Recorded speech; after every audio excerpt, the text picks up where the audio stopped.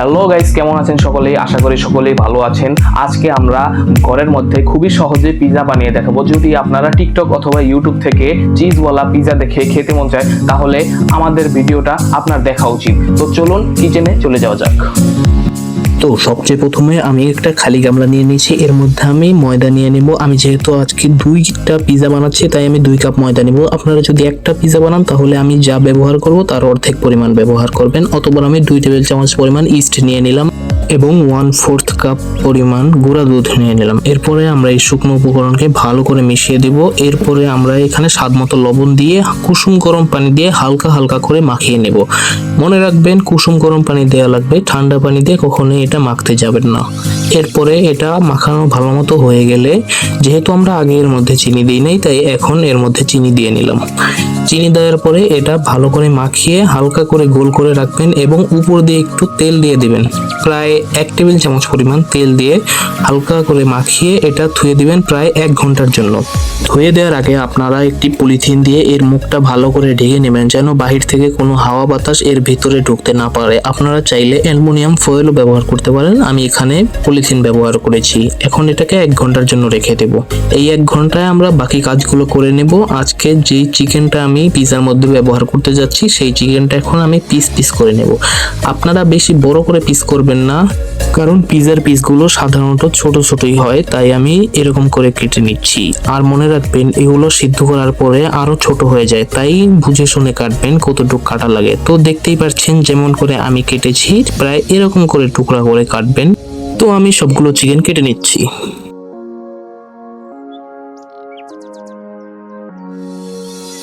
তো চিকেনটা ভালো মতো করে ধুয়ে নিয়েছি, এখন এটাকে ম্যারিনেশন করব। সবচেয়ে প্রথমে এর মধ্যে স্বাদ মতো লবণ দিয়ে দিয়েছি এবং তারপরে দিলাম হালকা হলুদের গুঁড়া কালারের জন্য। এরপরে দিলাম ধনিয়ার গুঁড়া, তারপরে হালকা করে মরিচের ফাঁকি দিয়ে দিলাম। তারপরে দিলাম 1 টেবিল চামচ পরিমাণ আদা বাটা এবং রসুন বাটা। এরপরে টমেটো কেচাপ দিয়ে দিলাম। এটাকে ভালো মতো মাখিয়ে নেব যেন মশলাগুলো গোস্তের ভিতরে ভালো মতো প্রবেশ করে। এখন এটাকে মাখানোর পরে প্রায় 10 মিনিটের মতো আমি রেখে দিয়েছি। পরে আমি চুলায় প্যান বসিয়ে হালকা করে তেল দিয়ে নিলাম এবং হালকা গরম হওয়ার পরে গোস্তটা ছেড়ে দিলাম। মনে রাখবেন, গোস্ততে পানি দেওয়া যাবে না, কারণ গোস্তর থেকেই পানি যেটা বের হবে সেটা দিয়েই এই গোস্তটা সিদ্ধ হয়ে যাবে। তো 10-15 মিনিট ধরে আমি এটা সিদ্ধ করে নিচ্ছি।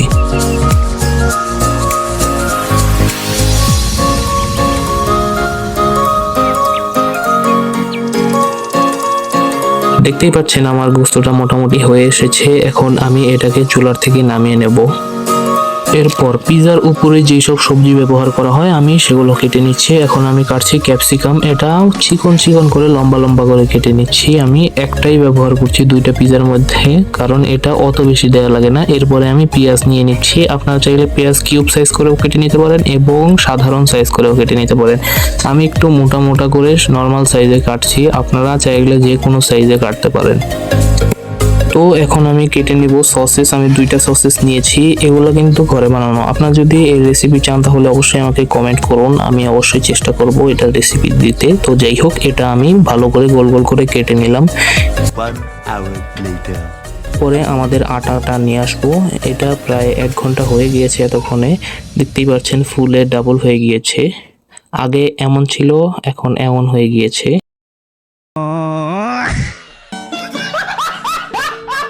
আপনারা এই জিনিসটা যেখানে ডলবেন বা বেলবেন, সেই জায়গায় একটু আটা ছিটিয়ে নিয়ে সেটাকে ভালো করে মথে নেবেন।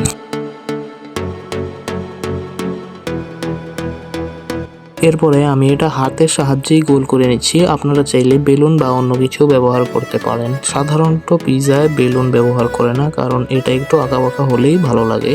তো আমি হাত দিয়ে এটা করে নিচ্ছি। আমার পিৎজার ডো গোল করা শেষ। এখন আমি এইগুলোকে প্লেটের মধ্যে নিয়ে কিনার দিয়ে ভালো করে একটু শেপ দিয়ে নিয়েছি, কারণ কিনার দিয়ে একটু বেশি বাঁকা হয়ে গিয়েছিল। যাই হোক, এখন এর মধ্যে আমি কাঁটা চামচ দিয়ে অনেকগুলো ফুটা করে নেব, কারণ এই মাঝখান দিয়ে ফুটা করার কারণে এখান দিয়ে বাতাসগুলো খুবই সহজভাবে বের হয়। আপনারা একদম কর্নারে ফুটা করবেন না, শুধু মাঝখান দিয়ে হালকা করে ফুটা করে দিবেন। তো যাই হোক, আমি এটাকে ফুটা করতে থাকি। ততক্ষণে আপনারা ভিডিওটাকে লাইক এবং চ্যানেলটাকে সাবস্ক্রাইব করে দেন। এখন আমরা এর মধ্যে ব্যবহার করছি পিৎজা সস। এই পিৎজা সসটি আপনারা চাইলে ঘরেও বানাতে পারেন। ওই একই কথা বলবো, যদি আপনারা ঘরে বানাতে চান তাহলে এটার রেসিপি আমি দিতে পারি। কমেন্ট করুন, আশা করি ভিডিও পেয়ে যাবেন। তো যাই হোক, এখন আমি পিৎজা সসগুলো ভালো করে মাখিয়ে নিয়েছি। মাঝখান দিয়ে যেসব ফুটা করেছিলাম সেই সব ফুটায় যেন এই সসটা ভালো মতো প্রবেশ করে, এই খেয়াল রাখবেন আপনারা।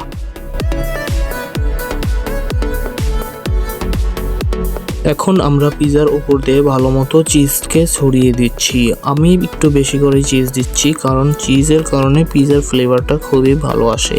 এখন আমরা দুটি পিৎজায় ভালো মতো চিজ ছড়িয়ে নেব। আপনারা যদি এই চিজ রেসিপি দেখতে চান তাহলে আমাকে অবশ্যই কমেন্ট করুন, আমি চেষ্টা করব এই চিজের রেসিপি দেওয়ার। এখন আমরা এর উপরে কেটে রাখা সসেসগুলো দিয়ে দিচ্ছি ভালো মতো করে।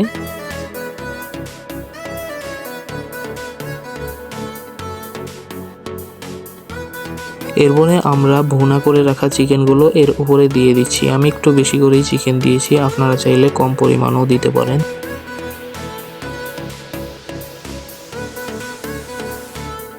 এরপরে এর উপর দিয়ে আমি ক্যাপসিকামগুলো দিয়ে দিচ্ছি এবং পেঁয়াজগুলো দিয়ে দিচ্ছি। একসঙ্গে ভালো করে ছড়িয়ে দিতে হবে, কারণ পিৎজার কোনায় কোনায় যেন এগুলো পাওয়া যায়।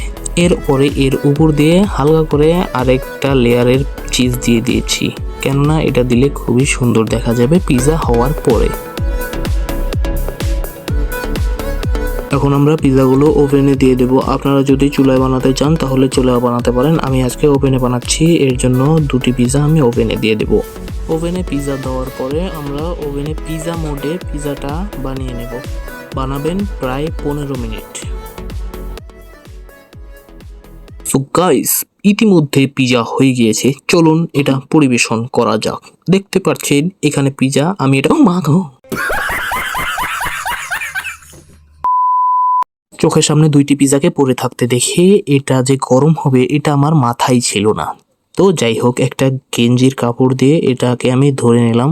আগেরটা যেহেতু অনেক আগে বের করেছিলাম তাই ওটা ঠান্ডা হয়ে গিয়েছিল মোটামুটি, কিন্তু দ্বিতীয়টা গরম ছিল। তো যাই হোক, দুইটি পিৎজা আমি রেখে নিলাম। এরপরে এটাকে আমি পরিবেশন করে দেখাবো আপনাদের মাঝে। তো পরিবেশন করাটা কি একটু স্টাইল নেওয়া লাগে, কারণ ফাস্টফুড জিনিস।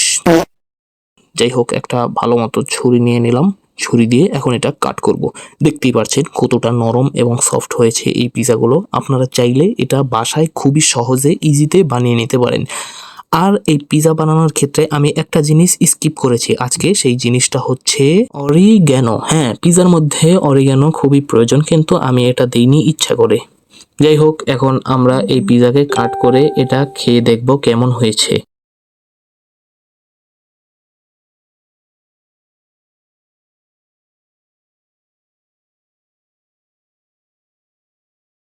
কাটা শেষ হওয়ার সঙ্গে সঙ্গে এখান থেকে একটি স্লাইস নিয়ে নিলাম। আমি এটা হাতে ধরেই বুঝলাম কতটা সফট, এবং এরপরে মুখে নিয়ে নিলাম। দেখতে পারলাম খুবই নরম এবং মজাদার হয়েছে।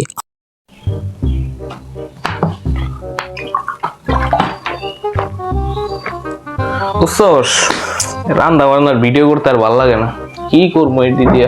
ক্যামেরা কিন্তু চালু ভাই।